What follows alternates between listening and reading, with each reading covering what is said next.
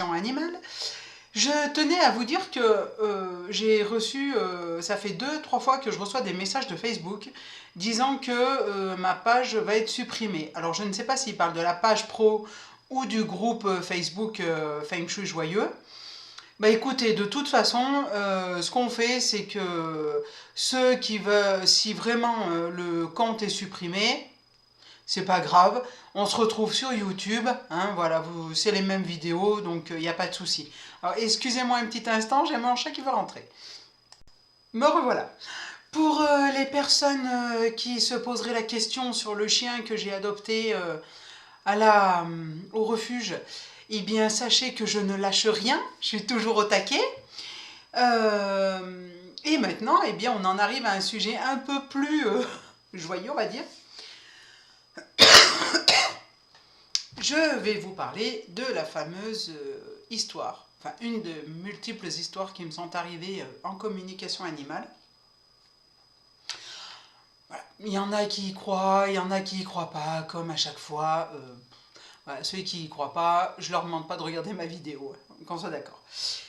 Ça m'est arrivé pendant les vacances d'octobre, puisque ma fille monte dans un poney club, et les propriétaires du poney club sont très ouverts, enfin surtout la patronne qui est très ouverte sur tout ce qui est communication animale. J'ai vu aussi que la fédé d'équitation est très ouverte là-dessus, donc c'est très bien.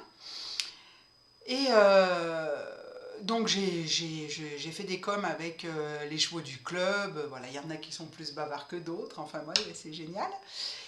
Et ce que j'ai capté en fait, eh bien, la propriétaire a confirmé en fait, hein, voilà, surtout sur son cheval qui est très très bavard. Et donc là, ce jour-là, au mois d'octobre, ma fille monte, fait un cours particulier. Et là, il y a une ponette que j'aime beaucoup parce que elle attend un petit, donc voilà. Donc deux histoires justement à propos de cette ponette. Ce jour-là, elle était malade. Voilà. Donc j'ai appris par la suite que au moment, puisque je ne connais pas vraiment le sujet le sujet des poneys, hein, voilà, je m'y intéresse depuis que ma fille monte, mais euh, je, cette ponette est malade, tout ça, donc le vétérinaire est resté sur place, la ponette est perfusée, bon, ok. Et puis, quand ma fille termine son cours, je vais voir la propriétaire, je lui dis est-ce que vous seriez d'accord que je fasse, est-ce que vous m'autorisez à faire une communication avec cette ponette pour savoir ce qu'il en est. Oui, oui, oui, pas de souci. Donc je vais voir la ponette, il y avait le patron, je lui dis madame a dit que c'est bon, je pouvais. Oui, oui, oui, faites, faites. Voilà. Donc je prends ma photo, je pars, machin. Je fais une communication le soir. Donc ça, c'était le lundi soir. Je fais une com. La ponette me dit qu'elle a mal de partout, qu'elle est fatiguée, mais que le petit, ça va. Et que ça vient pas du petit. Bon. Donc je fais mon rapport à la propriétaire. Et le lendemain matin, donc ça c'était le lundi soir, le lendemain matin, je me réveille, mais alors fatiguée, mais vraiment incapable de faire quoi que ce soit, enfin de mettre un pied devant l'autre, on va dire. Je me lève quand même, je déjeune, je retourne me coucher. Ma fille qui me trouve encore couchée à 10h30, elle se dit « Oula, maman, ça va pas ». Et je lui dis « Ben non, ça va pas, je suis fatiguée, je sais pas ce que j'ai. Et après, bon, la journée se déroule, ça va un peu mieux. Je fais une com avec la ponette, et elle me dit « Oh, bah ça y est, ça va, hein, c'est passé. » D'accord, ok, bon. Le lendemain, ma fille retourne pour un stage. J'en parle au propriétaire. Il me dit elle vous a transmis sa fatigue en fait, sa maladie. J'ai dit, ben mince alors. Si. Donc, je me retrouve en fait avec ce don de communication animale, où théoriquement, alors certains vont vous dire, la communication ça marche par image, on s'envoie des images par télépathie, par des mots, par des phrases ou par des couleurs. À moi il se trouve que c'est les trois, les quatre même. Et là aussi, eh ben, force est d'admettre que j'ai ressenti aussi la... En fait, elle m'a envoyé sa maladie. Alors j'étais heureuse, hein. J'ai dit, bon, bah, si j'ai pu te soulager, ma ponette, tant mieux, hein, voilà. C'était la petite anecdote, c'était, voilà. Et avant ça, c'était en début d'année, hein, au printemps. Euh, Pareil, ma fille arrive de son cours et me dit maman, maman, donc la dite Ponette, attends un petit, parce qu'elle s'est fait prendre par le mal, le mal entier et tout. Je dis ok, ben, je vais essayer de me mettre en connexion avec elle. Excusez-moi, j'ai mes deux chats qui commencent à se bagarrer, ils sentent la neige arriver.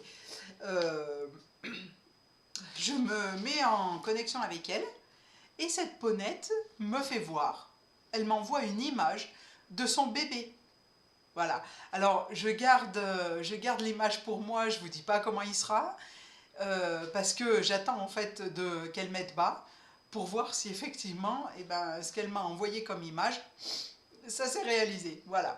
Mais autant vous dire que quand je fais de la communication avec les animaux, n'importe quel animal, hein, que ce soit chat, chien, voilà, eh bien, ça me met en joie de pouvoir relier bah, le propriétaire, l'humain et son animal.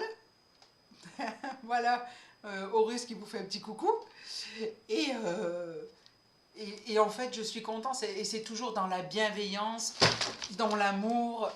Voilà, vraiment, je fais ça parce que ma vie est dédiée aux animaux, quoi. Voilà. Et à leur bien-être. Et il a fallu en passer par 17 ans de toilettage canin, le feng shui pour en arriver à la communication animale. Donc voilà. Alors pour tous ceux qui ont aimé cette vidéo, likez, partagez sur tous les réseaux, abonnez-vous à ma chaîne YouTube. Plus vous allez partager la vidéo, plus ça va la faire monter dans l'audimat entre guillemets. Et en conséquence, vous contribuez à me faire connaître. Et puis, si vous souhaitez une communication animale, alors maintenant ça arrive, hein, nettoyage énergétique de l'habitat ou expertise feng shui, je vous laisse me contacter à marileneallegre@gmail.com ou au 07 88 85 91 70. Voilà, je vous remercie, je vous souhaite une très belle journée et je vous dis à la semaine prochaine où nous allons parler Nous allons commencer à parler des fléaux en feng shui, des fléaux annuels.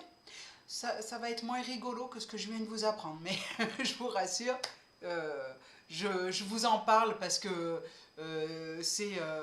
certains prennent en compte. Moi, voilà, mes formateurs et puis les autres,